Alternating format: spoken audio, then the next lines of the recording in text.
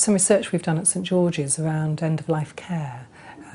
We found that some patients were not being offered a choice of treatment because their capacity hadn't been assessed, and because sometimes their family members or a member of the healthcare team would make an assumption about capacity without actually checking for it.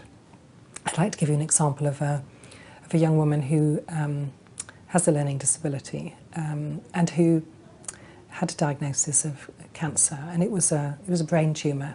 I don't recall the exact diagnosis. She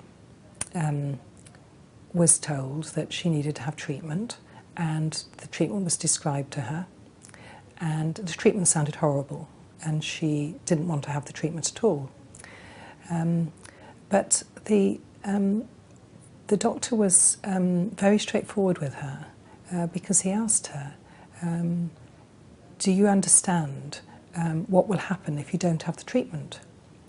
And she said, what will happen if I don't have the treatment? And he said to her, you will die. Do you know what that means? And her mother had died of cancer, and she did know what it meant. And she said, I don't want to die. So then he explained the treatment to her again and talked to her about how much support she would get while she was having the treatment.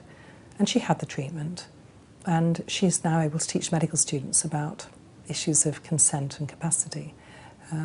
So I think she's a very positive example of how when the information was presented to her in a way that she could understand, in a straightforward kind of way, that actually she was able to make a decision, and people were confident that she did indeed have capacity.